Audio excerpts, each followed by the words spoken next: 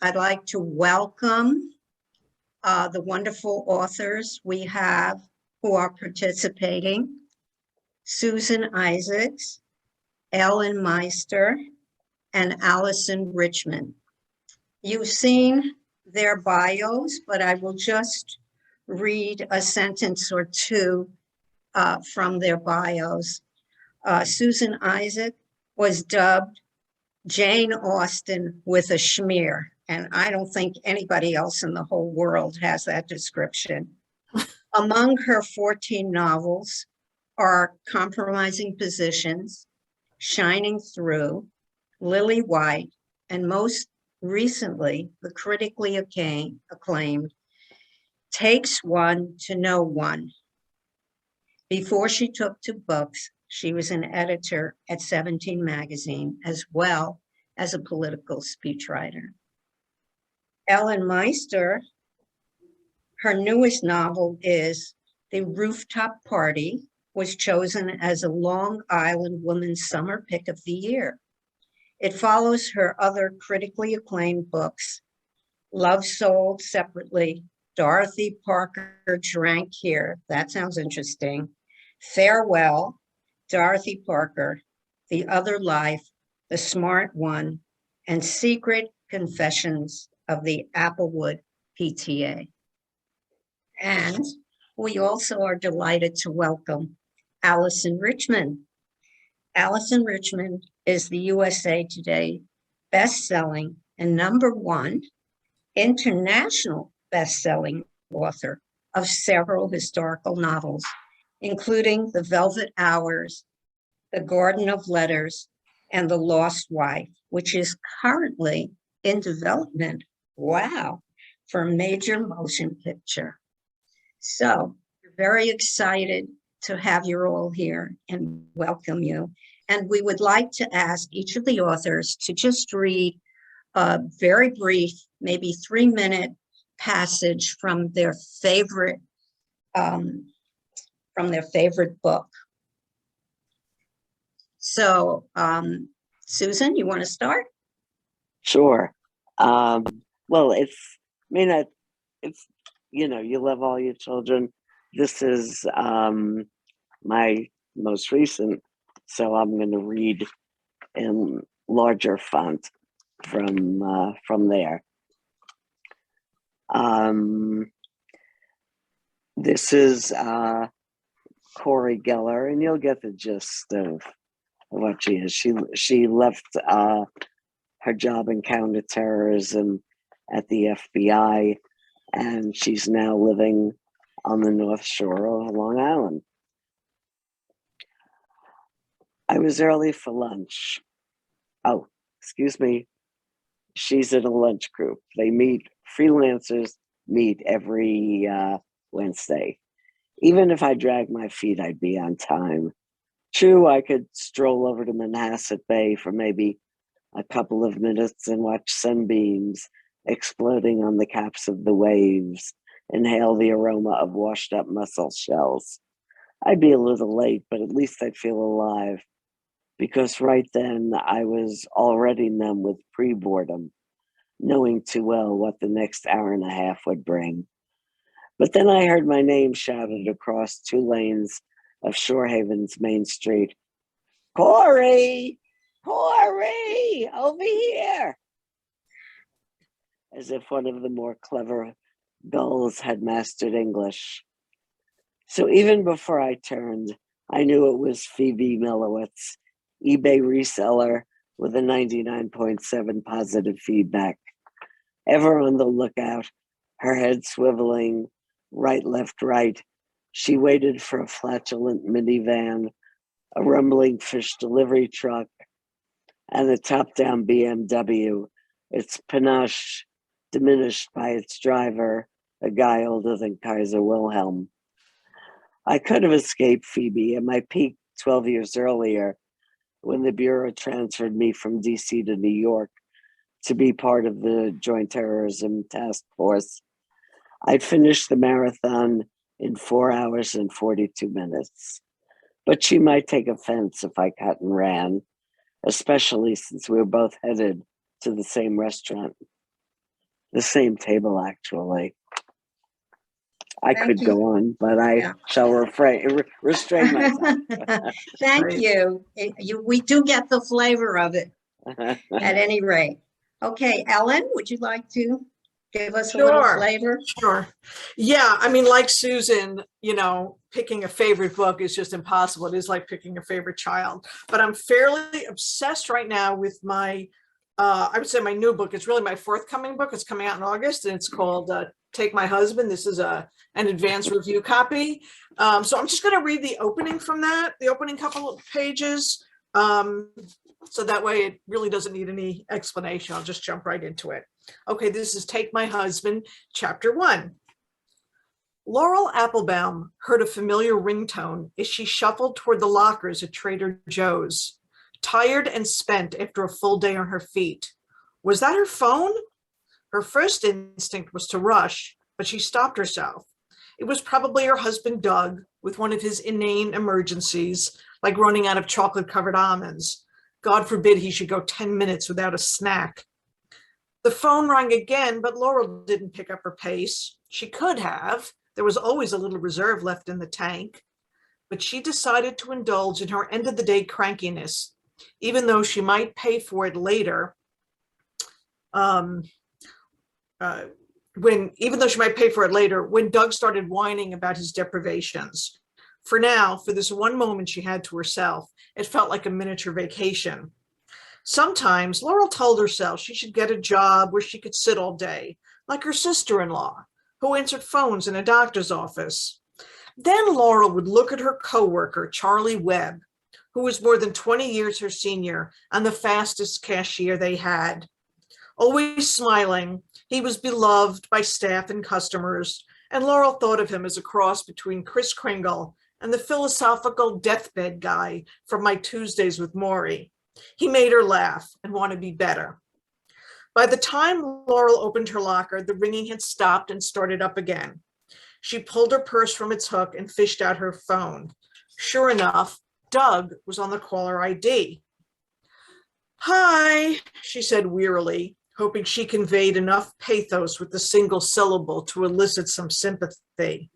"Laurel Applebaum?" said a woman's voice. A chill swept through her. Something was wrong. "Yes? I'm so glad I finally reached you. I'm calling from Plainview Hospital. Are you Douglas Applebaum's next of kin?" "That's my husband," she said, her scalp prickling, her whole body suddenly alert. An instinctive chill had her in its grip. "Is he okay? What's wrong?" "He was brought in by ambulance after a motor vehicle accident. We're still assessing his condition, but he's unconscious. Right now, the doctors..." "I'm not far," Laurel said. "I'll be there in 10 minutes, less." She dropped her phone into her purse and grabbed her jacket. Dear God, was this really happening? Why did it take a near tragedy for her to remember how much she loved him? I have to do better, she thought, a lump taking shape in her throat. I have to. "Is everything okay?" asked Charlie Webb. He had been standing close by, which wasn't unusual. Sweet as he was, the old guy was just this side of stalkerish when it came to Laurel. She chalked it up to a harmless crush. To Charlie, Laurel was still in the blush of youth, but she understood that his age filtered her through a softening gauze. To most men, she was all but invisible, a 52-year-old woman who maintained only the last vestiges of attractiveness. It had been at least 10 years and as many pounds since anyone told her she resembled Diane Lane. Granted, she didn't make the effort she used to, but she simply couldn't see the point. She looked into Charlie's kind face. "I don't think so," she said, her eyes watering. "Doug's been in an accident. They wouldn't have called unless..." She searched his expression, hoping she didn't have to finish the sentence. He nodded and took her by the shoulders. "You're going to be okay," he said slowly. "No matter what, you are here and you're fine. You only have one job right now, and that's to drive carefully. You understand?" The cadence of his speech slowed her rocketing heart, but she was suddenly so overcome by his concern she couldn't speak. She gave him a quick hug and dashed out. That's it for now. Very interesting, and I love your title. Oh my God. Thank you. That is sure to attract a lot of attention. Yeah, even if you don't remember Henny Youngman, I hope so. Yeah. Yeah, yeah. Okay, and we also have Ellen Meister. Now No, that we was- just Alyson. said Alyson, I'm sorry. Alyson Richman, Richman. Alyson, yeah. So Alyson. my book is going to switch gears a little bit. It's called The Thread Collectors. I don't even have my galleys. They're coming, my advanced copies are coming next week. But this book comes out on August 30th. And I've co-written it with a dear friend of mine, Shauna Edwards, who's from New Orleans. And I will begin in chapter 1, March 1863. She opens the door to the Creole cottage, just wide enough to ensure it is truly him. Outside, the pale moon is high in the sky, illuminating only half of William's face. Stella reaches for his sleeve and pulls him inside. He is dressed to run. He wears his good clothes, but has chosen his attire thoughtfully, ensuring the colors will camouflage in the wilderness that immediately surrounds the city. In his hand, he clasps a brown canvas case. They have only spoken in whispers during their clandestine meetings about his desire to fight, to flee. The city of New Orleans teeters on the precipice of chaos, barely contained by the Union forces occupying the streets. Homes abandoned, businesses boarded up. Stella's master comes back from the front every 6 weeks, each time seeming more battered, bittered, and restless than the last. William sets down his bag and draws Stella close into his chest, his heartbeat accelerating. He lifts a single slim finger, slowly tracing the contours of her face, trying to memorize her one last time. You stay here, no matter what, he murmurs into her ear. You must keep safe. And for a woman like you, better to hide and stay unseen than venture out there.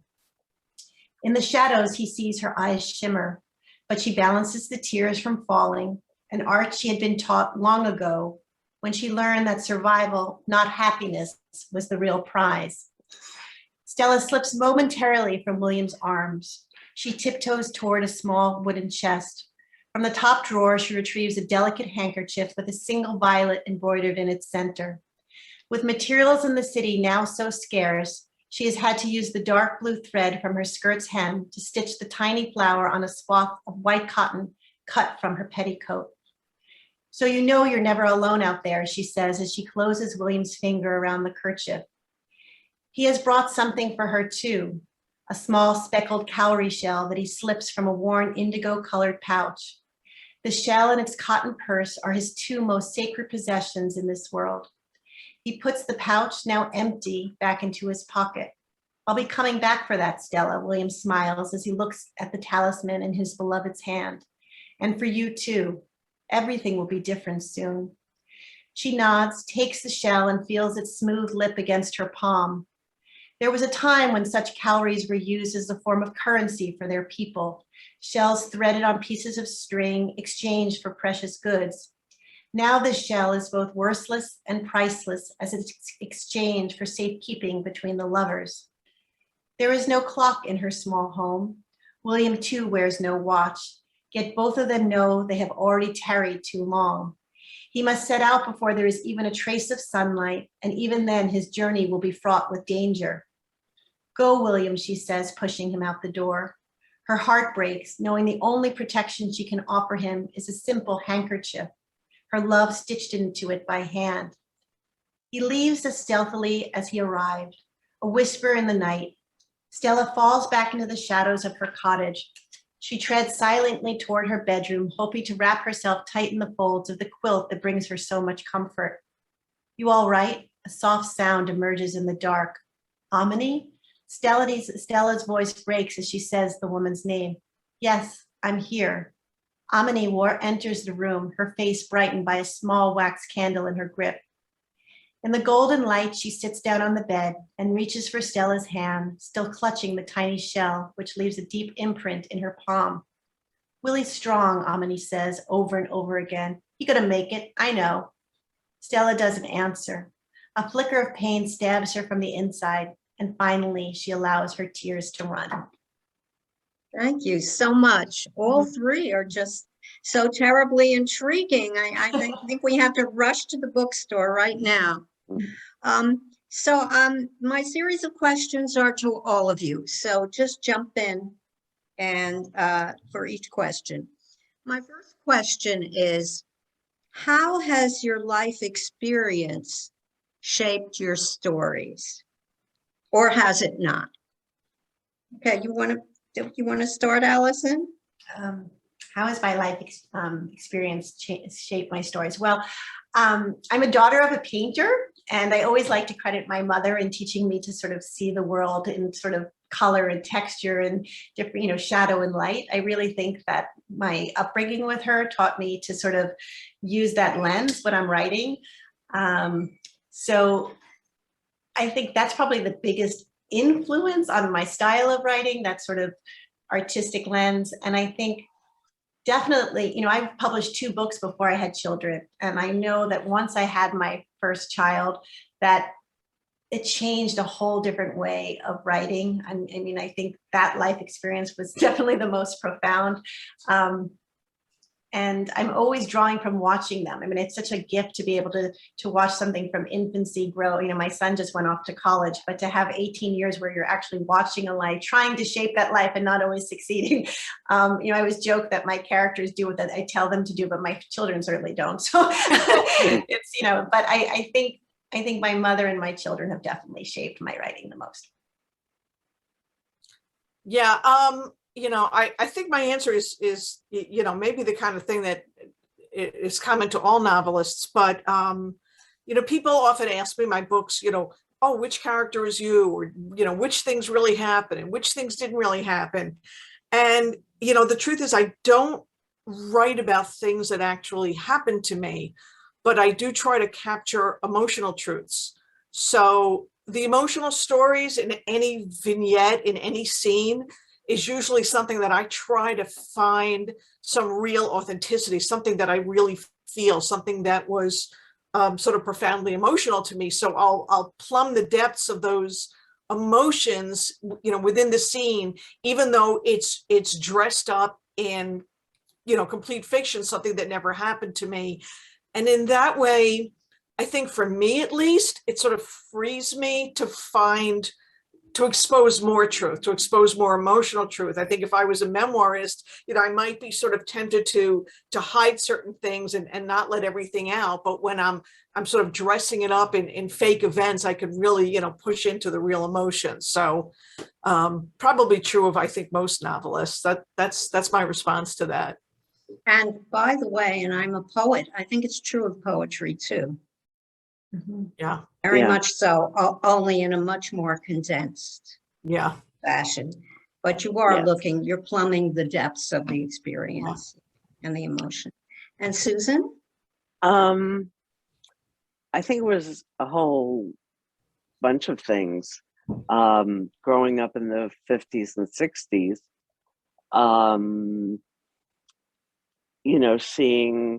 seeing the hypocrisy. And then in 63, when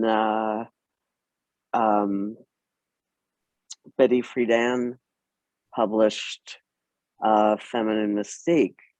So I think the combinations of having my eyes opened by the women's movement, certainly by the civil rights movement, made me aware of the layers and layers of hypocrisy. But I didn't need that. I've always been a person who kind of looks underneath to see what's really going on here. What is this? And then, I am of the belief that all of us are wired for narrative, whether we're readers or writers. And I always loved stories. My first book was a mystery, in large part because it has a straight narrative line. You go through it, you don't go meandering in fields of daisies. And I've gone back and forth. to regular fiction, espionage. But basically, what I want to do is tell a story about a strong woman and a woman who's looking for the truth. Well, your answer anticipates my fourth question. So I'm going to skip to my fourth question because it's how has changes in the culture. You've been writing for a long time, and there's the Me Too movement, diversity issues. How has changes in the culture influenced or changed your stories as you write them in the current times? It's a really terrific question. I don't know that I have an answer. I think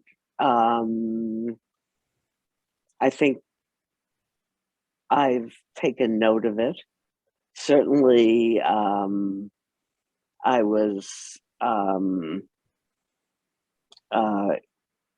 appalled by a lot of what I heard in the Me Too movement, and not surprised by what I learned in of discrimination in Black Lives Matter. But I did learn that there's a generation that sees things differently from me.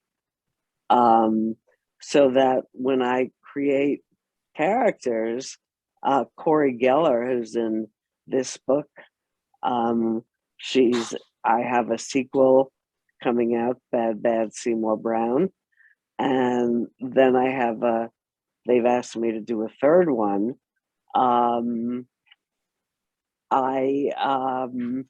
She's in her mid to late 30s, and so I can't think.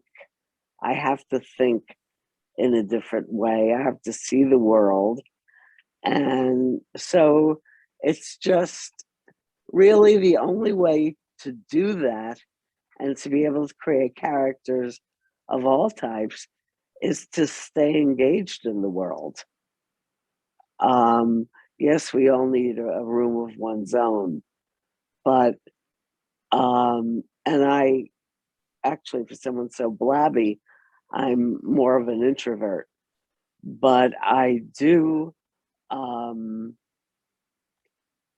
try to keep up with things, with not so much culture, because a lot of it is beyond me, but certainly with politics, and with the criminal justice system, etc. So you can't, ivory towers, even historical fiction that Alyson is writing. I can't speak for her, but worlds change, and your view Alyson, of the world. Yeah. So maybe we'll go to Alyson, since you mentioned historical fiction. Do you have to revise history, or how does that work? Well, I don't know if I have to revive history. I certainly revisit history, right? And try and bring it alive, and also try and draw parallels with what happened in history, that people can, contemplate what's happening in our everyday lives. I mean, writing in the book, The Thread Collectors, that I just read from, there are certainly a lot of parallels of what happened to the Civil War and the divisiveness within our country that you can draw from when you look at history, and how so much of that different thinking is still unfortunately alive today. But to answer your question more specifically, this particular book that I read from, I had wanted to write a Civil War book for years. I have, on my mother's side, two great uncles who fought in the Civil War who were Jewish. You know, there were 8,000 Jewish Wow. soldiers who fought in the Civil War. Many people don't know that there was any sort of Jewish representation in fighting. Unique to my family is that we had half the family in Mississippi and half in New York. And there was actually my great uncle on the New York side was a musician in the Civil War. And so I had really, you know, I'd always heard from my grandmother about how this, you know, conflict between these two brothers divided our family forever. I mean, we lost almost complete contact until recently with the southern side of the family because of this moral and philosophical divide caused by, you know, issues like slavery and the war. So, but as the climate started changing and I wanted to sort of also incorporate other ideas into the book, I realized that I really, you know, for issues of appropriation was not going to be able to write a Black character by myself. It wasn't appropriate perhaps for me to even think that I could write a character like that. And so I had a really dear friend that I had been brainstorming about this book for several years, and who was coming up with all these great ideas herself, drawing from her Black Louisiana roots. And she'd been a Harvard, a literature major at Harvard. And, I was like, why don't we try and write a proposal for this book together and really seize upon this momentum to sort of create a dialogue in our book between Jewish representation and Black representation, and to do it together.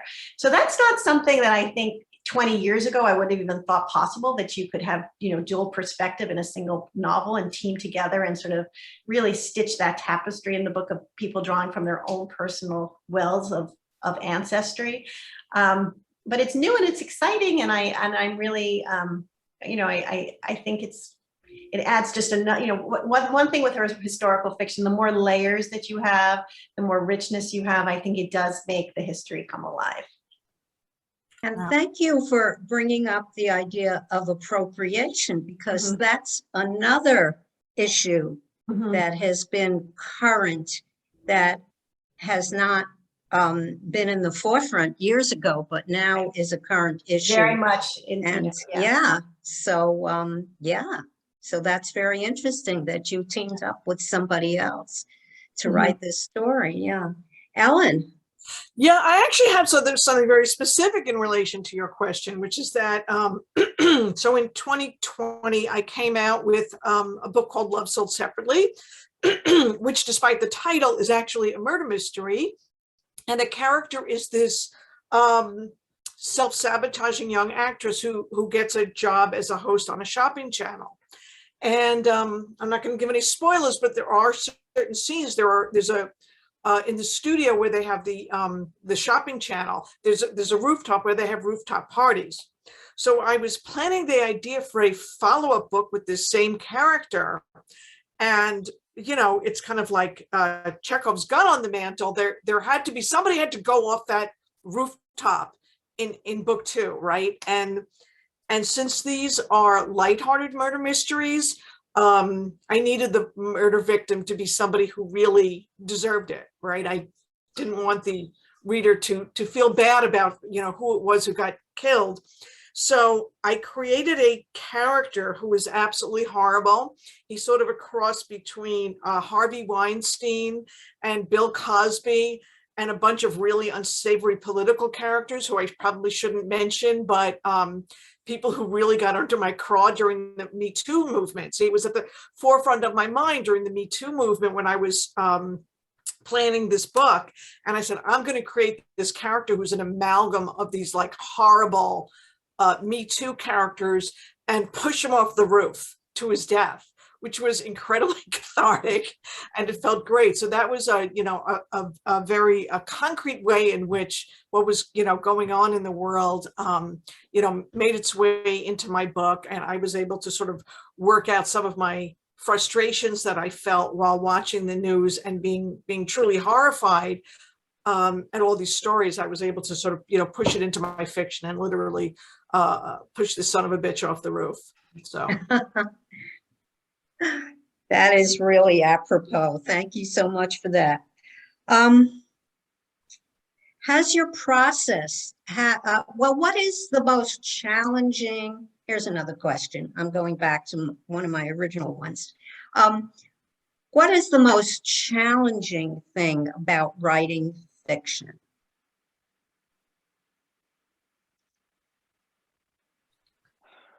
I mean, if you want me to jump in again, I'll say, Sure. for me, once I have, the characters down, and I know what's going to happen in the scenes, writing is just a great joy and a tremendous buzz for me. But where the real work is in plotting, is in, working out the story.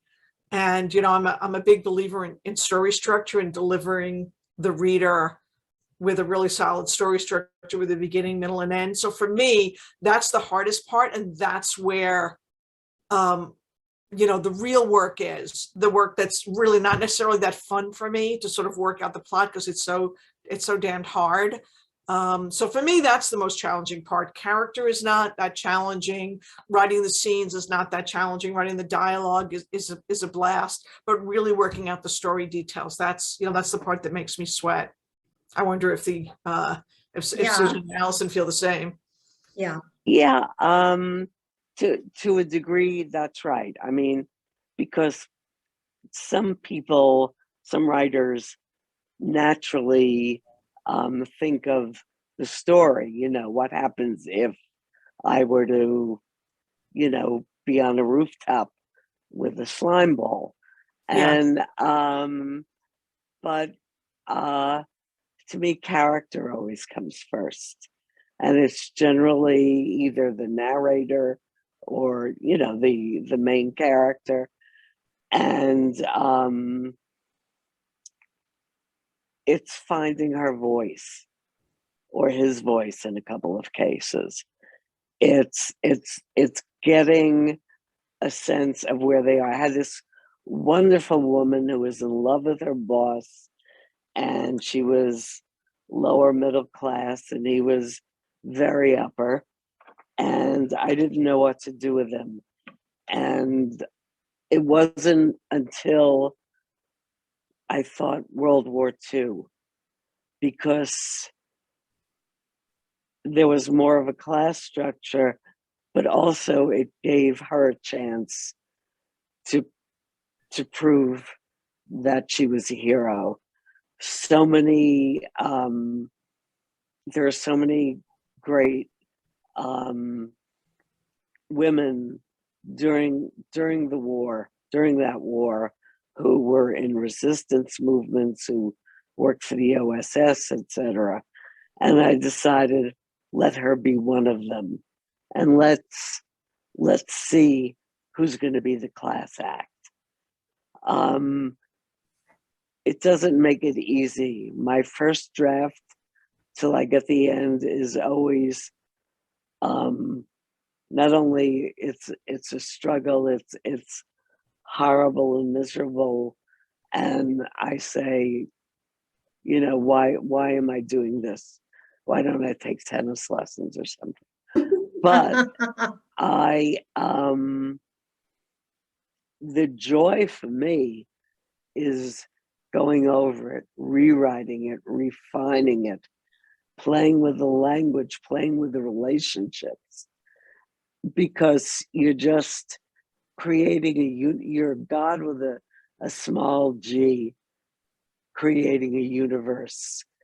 And the more you work on it, the more dimensions it has. Thank you so much. And actually, I have heard people say, and I find it true, that writing is really revision. That Yeah. so much of writing is really revision. Revision, revision, revision, revision. Right. Right. Alyson. So I think a lot of what Susan was saying really rings true for me as well. I think there's this part where I never begin writing any of my books until I know the beginning and I know the end, but I never know the path that's going to get me to the end. But I have that sort of arc that I know I have to get to. But there's a frustration that comes until you have that layer, like the way Susan was mentioning about, I'm going to have this person have been, in the resistance during World War II, and that adds another layer. For me, once you start building that in your head, and I never start writing until I feel like I can hear the voice, or I have that portal in what those layers are going to be for the character. It's that deep thinking that's required before you do sit down to write the first sentence and start building that universe of really kind of, how am I going to make this a character that's worth rooting for? You know, one that breaks your heart, and the one that, you know, you fall in love with, that makes you turn the next page. Because I mean, that's our job, to draw you into a world which we've created and to propel you through whatever narrative we create. So there's a lot of mental, I guess, mental layering on how to do that. And I think for me, the first 60 pages of any book is the hardest to write, because you are building out a whole childhood for your characters, all their past histories that create, you know, explain who they are today. That I always feel like I'm ripping out my hair those first 60 pages and saying it's not good enough, and, you know, rewriting, where, you know, I sit down to write for the day and I end up rewriting what I wrote the day before. And so it's this constant Sisyphus thing with a novel. But I don't think any of us would be here, you know, chatting about the process of writing if we didn't really love it. You know, publishing is a really hard world. It's not easy. I think the easiest part is actually writing the book. It's, you know, when the book comes out, and really, you know, hoping that someone finds your novel and starts reading it and tells a friend. And, you know, we're only as good as our last book and our last book sale. So it's a constant battle, I think, to be in this industry.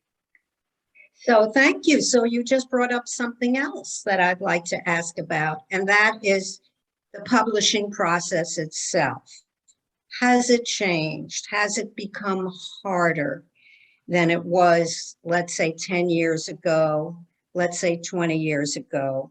Has the pandemic influenced it, or is it related to the global publishing empires, or how has the publishing process itself changed for you?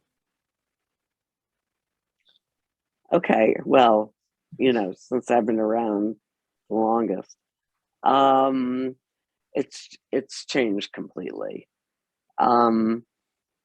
First, books now have a lot of competition. It's not that there are readers and non-readers. There are people who love stories who get extraordinary ones on TV. I mean, if you look at Breaking Bad or The Wire or any of those are really Dickensian, and they're like Dickens, like Trollope, like Dostoevsky. They come out serially, and they're fascinating. I think there was a clue that I got about 15 years ago, when I was, of all things, at a shiva for somebody, you know, which is you know, when after someone dies, it's like a wake.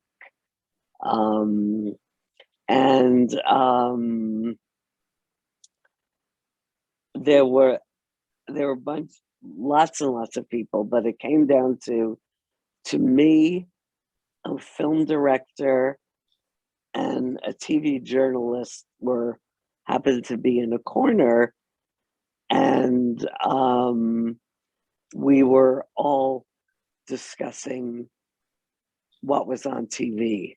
Not a book was mentioned. And in the old days, it would be, oh my, Joseph Heller, or you know, Ann Tyler, whoever. So there's constant competition. There's now video games.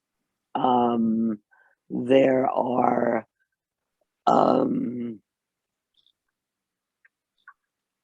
you know, there's so much out there that we have to, not that people don't read, but excuse me, the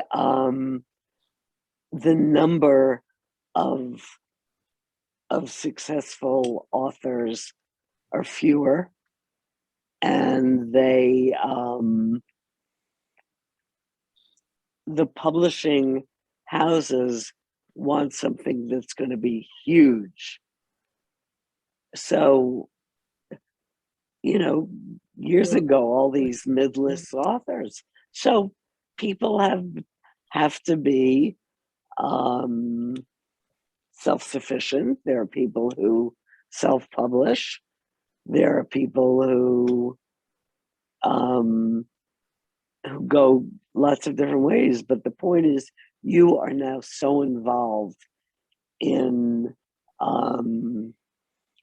promoting your own book, and whether you want to be on social media or not, you got to be on social media. You've got to push and to make a lot of noise and pat yourself on the back a great deal. And it's not natural for many writers who want to just sit alone in the room, in their office, and suck their metaphorical thumbs and tell themselves a story. Thank you very much. That rings so true. Ellen, did you want to add to that? Yeah, I'll just, sort of piggyback on what Susan was saying. It's the lane for mid-list authors gets narrower and narrower, partly because there are fewer bookstores. Like there are fewer bookstores.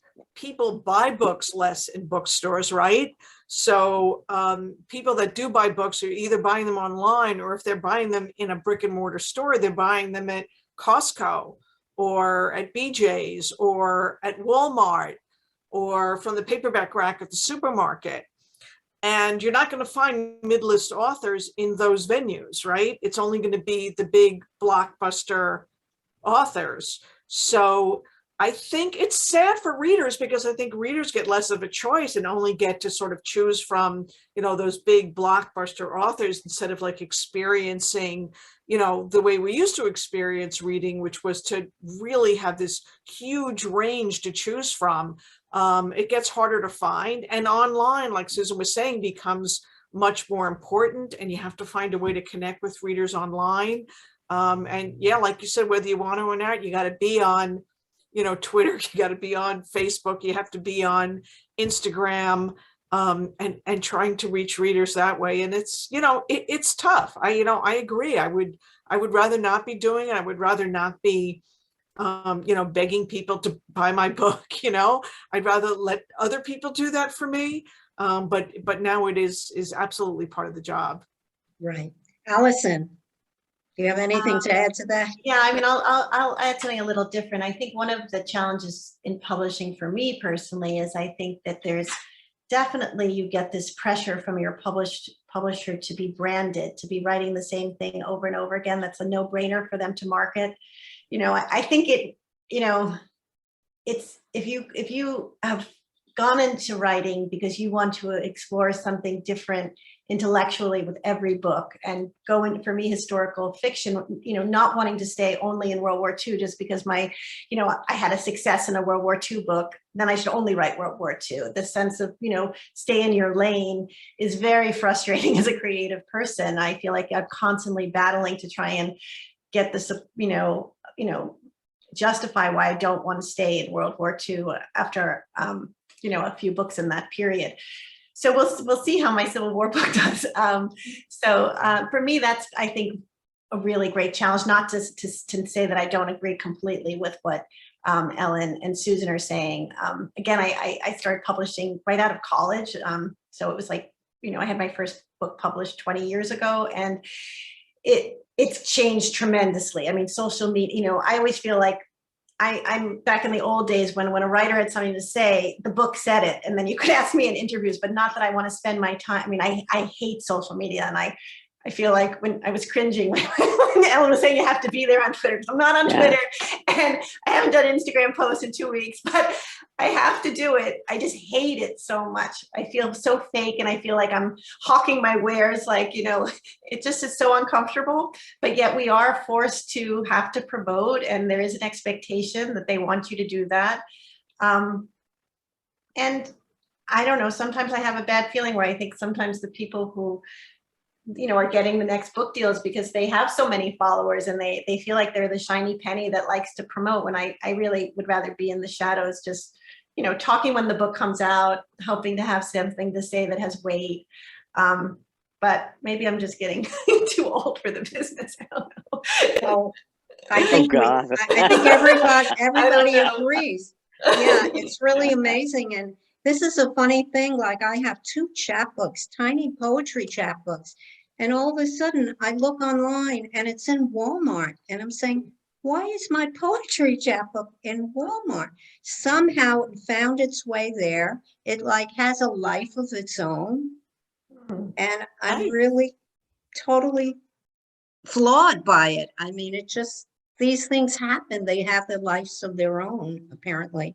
So I'd like to ask you one more question, and that's about your books becoming television or films. How is that process for you? And I believe you've all experienced it. Somebody want to take that? You know, everybody says that, listen, when you sell a book, you have a contract this thick, and among all the different rights you're giving up is something in French called the droit moral, the moral right for a writer to preserve her her vision. You see that, you see it everything, but you should know that it's going to change. And I wrote the screenplay for Compromising Positions, and it was that's very rare because most directors feel novelists are either ineffectual or psychotic and keep away from them. That was fun, but I've had books. I had Hallmark made after all these years, and my narrator's closest friend, who was the chair of the English department she taught in, suddenly turned from black to white. And there were just so many things about it that were mildly nauseating. But you say to yourself,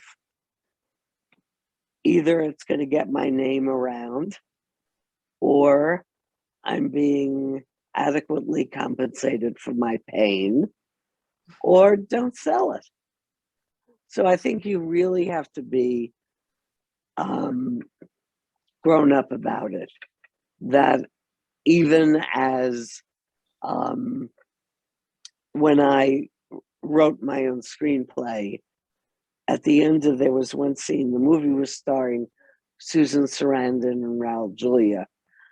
And at one point there was a very emotional scene, and the director at the end said, "Susan, that was wonderful."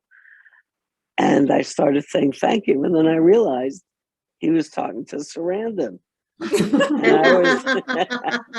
That's a great story. So, oh, that's a great story. Yeah. Take the money and either weep or don't weep, you know. And anybody else want to add to that? I mean, from my experience with The Lost Wife, it's definitely a test of patience, and loss of control, and not things moving as quickly as you always would like them. Yes, it was very exciting when the studio that took on my project, had a script made. There were a lot of different changes to the script that, some were very surprising and I could accept them, and some that I'm still sort of like, maybe we could change that. But it's a long road, getting a lot of money to fund a project, and you just have to, so, it's not like a book where I feel like I'm driving it, and if I work hard and I turn in my deadline, it's going to come out next year. So it's just, a project that's constantly, developing. And when people say, how's the movie going? I'm like, well, they're still working on it. And so hoping for it to go from development, it goes, option to development, from development to production. So I'm still in the development stage. Okay, so it's a long process. Yeah. Yeah, I mean, for me, I've, with this new book that's coming out, Take My Husband, I finally decided that I want to be more involved in every aspect of seeing it through. I think it's the kind of book that would lend itself to a TV series. And a producer friend had read it and agreed. And so I've sort of partnered up with this producer writer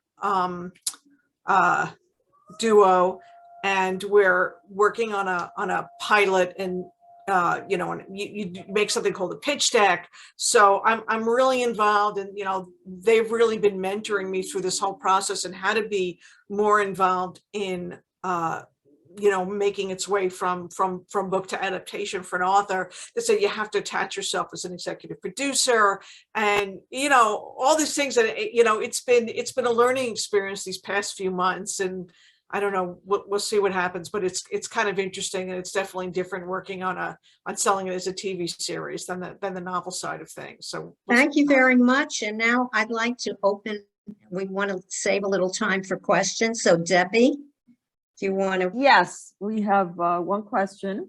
It's from Claudia from the Long Island chapter, who I guess, Alyson, you've spoken with them in the past. Mm-hmm. And she asked about the Lost Wife being made into a film, so you already answered that. But she's saying, is it true that you overheard the story, or what became the story, in a beauty salon?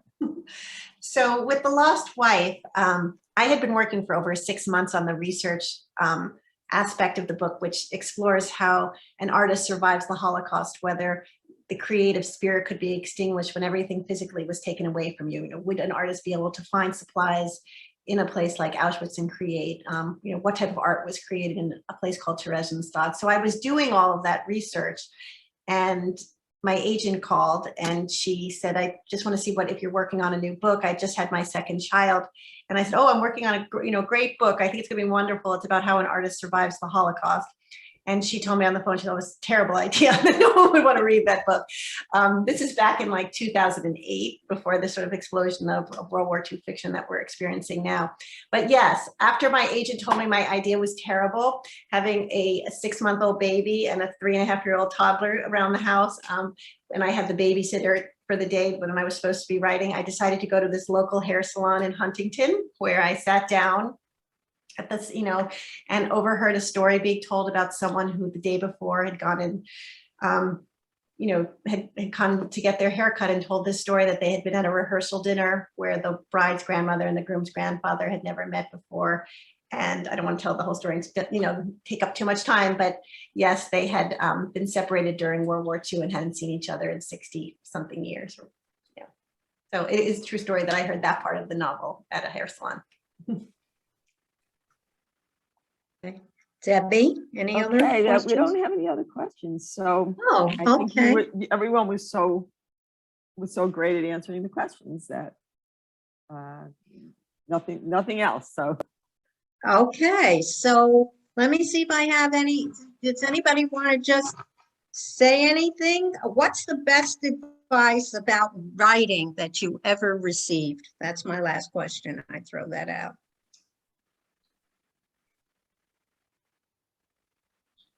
Or that you would give I mean, I think the best advice I ever got was to write the book that you most want to read. I mean, I know that sounds so facile, but I think that it's quite true. When I got the idea to write a book in which the ghost of Dorothy Parker comes back to life in a contemporary setting, I didn't even think of it necessarily as a book that I was going to write. I just thought, oh my God, wouldn't it be great if somebody wrote a book like that? And then I thought, well, maybe I can write that book. And so I did. And so I think that was probably the best advice I've gotten. I think for me, I think the best advice was you're writing sometimes when you're not writing, and that sometimes you do need to sort of open up your mind and just let the ideas come, that you don't have to. I mean, I do try and write 5 days a week and, work at whatever project I'm doing, but I have to force myself to take a break and just, to sit in a chair and look at the sunset or take a walk on the beach. And I always find or even go into the city for the day, and on the train, I come up with an idea. And I think sometimes it's like dancing. You have to release a muscle in another direction in order to sort of receive inspiration. And so I think sometimes you just have to, just leave the desk and open the mind. And sometimes you'll get your best ideas that way. Susan, you have the last word. Well, okay, the last word is, I think Alyson is right, but it's not the way to begin. I think you have to look at it as a job, because it's too easy at the beginning to give yourself permission to go into the city or to walk on the beach. And what I say is, if you have another job already, if you're working, then pick your work hours, pick the days of the week you're going to work, and you have to go to your computer or whatever, your stack of papers every day and write, because otherwise it won't get done, because it's always better in your head than it is on the page. And the only way to overcome that, I feel, is by working assiduously. Okay, I like that word, assiduously. On that note, I'd like to thank you all for the wonderful, wonderful program and for all your insights about writing. Thank you all so very, very much for participating in this TTN program. And thank you, Debbie, for organizing this. And and thank you, the audience, participating. Thank you so much. Take care. Thanks for inviting